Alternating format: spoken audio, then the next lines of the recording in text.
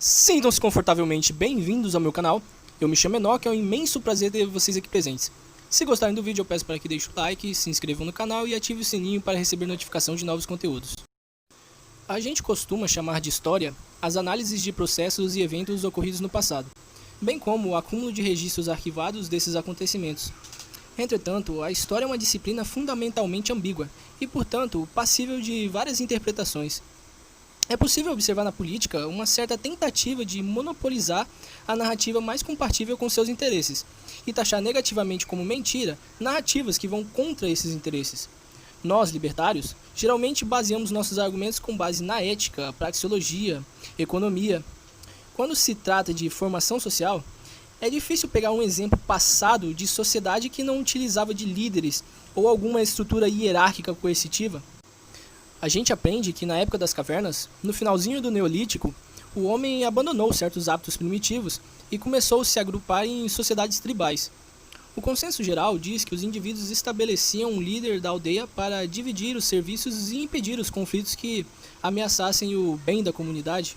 O problema dessa narrativa é que ela sustenta uma falsa percepção comum de que a sociedade de hoje é uma consequência das escolhas do passado, como se a transformação social fosse algo espontâneo e baseado no pacto, ou contrato social, como é conhecido.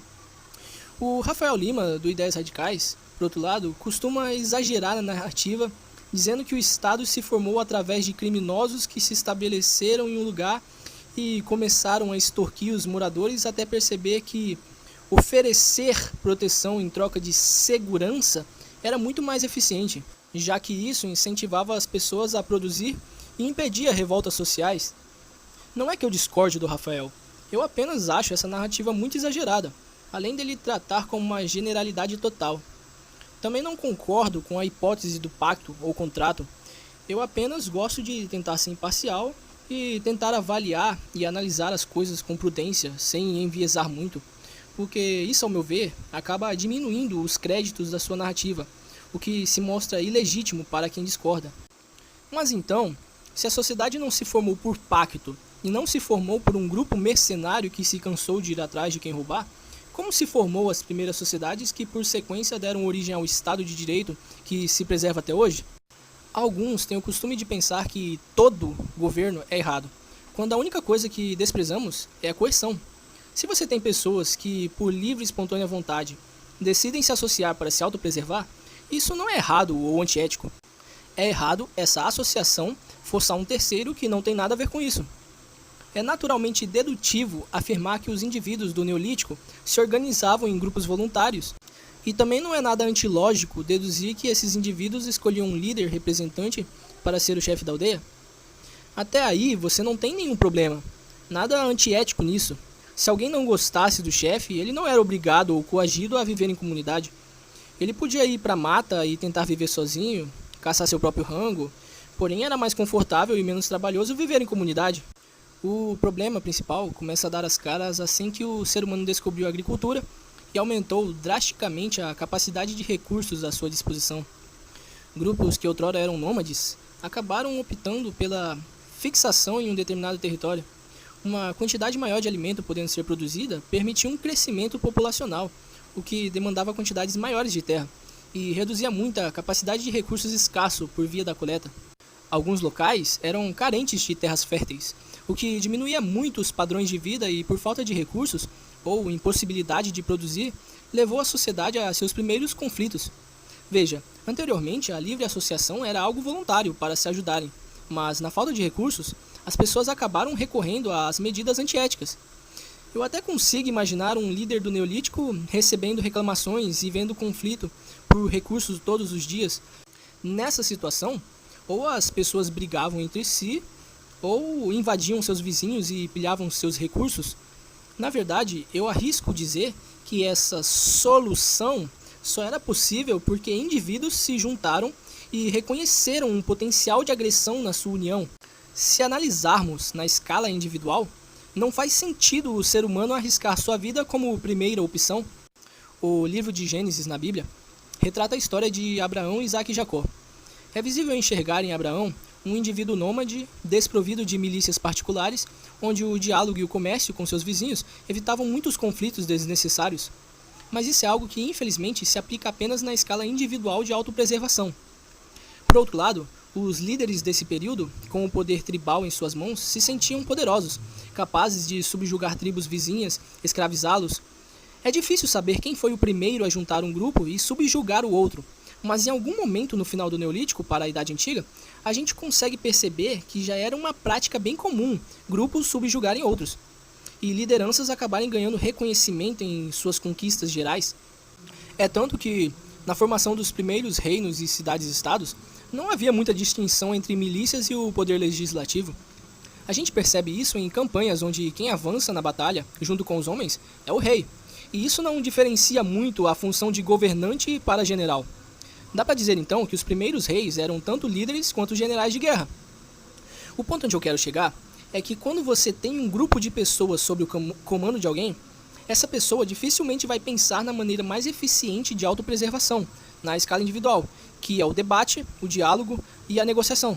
Quando você percebe que tem o poder de vários indivíduos, você tende a acumular e concentrar este poder. E foi através disso que nasceu os primeiros estados. Claro que fatores como a religião e a crendice contribuíram para o controle coletivo. A princípio, ele se formou espontaneamente por livre associação e através de causalidades, convencionais aos interesses comuns. É difícil definir quando, mas em algum momento do tempo, o que era espontâneo acabou se transformando em algo coercitivo e centralizado como a gente conhece hoje. Rousseau dizia que a força é capaz de subjugar a liberdade do indivíduo. Thomas Hobbes dizia que nenhum homem se distingue em extensões absurdamente incalculáveis em suas características biológicas naturais, com exceção da experiência e esforço em aprimorar suas capacidades. Porém, no geral, todos os seres humanos nascem com uma força física comum e semelhante, assim como capacidades de discernimento racional. Em suma, desconsiderando a capacidade que o indivíduo possui de treinar, ficar mais forte ou aprender artes marciais, nenhum ser humano é tão superior a outro que não possa ser ferido por este. Na condição de autopreservação como indivíduo, mesmo um brutamontes com a força de 10 homens não seria invulnerável à capacidade que cada indivíduo possui de reagir. Porém, essa história muda se estivermos falando de grupos. Em grupos, seres humanos se tornaram mais corajosos, invadiram outros, escravizaram, expandiram seus territórios, coisas que na condição de indivíduo seria evitado na maioria dos casos. Ao observar o que são capazes juntos, eles tendem a continuar aplicando de sua violência para com terceiros. E disso se cria um ciclo vicioso na qual estamos intrinsecamente ligados até hoje. Não é justificar a narrativa comum ou a narrativa libertária. Porém, eu acredito que é essencial analisar os acontecimentos com imparcialidade. O Estado, por mais antiético e indefensável para a relação dos indivíduos independentes, ainda se mostrou durante muito tempo a maneira mais conveniente que a sociedade possuía para adquirir recursos. Felizmente, a Revolução Industrial mostrou ao mundo que pilhar e roubar é infinitamente inferior a produzir e trocar coisas voluntariamente. Eu achei necessário fazer esse vídeo mais realista e pé no chão, porque as narrativas que eu via eram muito extremistas e repletas de redundacionismo. Por isso eu tentei trazer uma análise mais razoável sobre a formação da sociedade. É triste dizer isso, mas até nos dias de hoje, a existência do Estado só é possível porque as pessoas acabam consentindo com a sua existência. Na concepção delas, o Estado ainda possui utilidade, que a gente sabe que não tem. Felizmente, podemos ficar aliviados com o futuro, por nascermos na era da informação e propagar essa ideia de que ele não deve mais existir. O Estado já foi útil um dia para as pessoas, mas felizmente ele se mostra cada vez menos capaz de se manter e até mesmo de se mostrar necessário e inaceitável para a sociedade. E o vídeo vai ficando por aqui.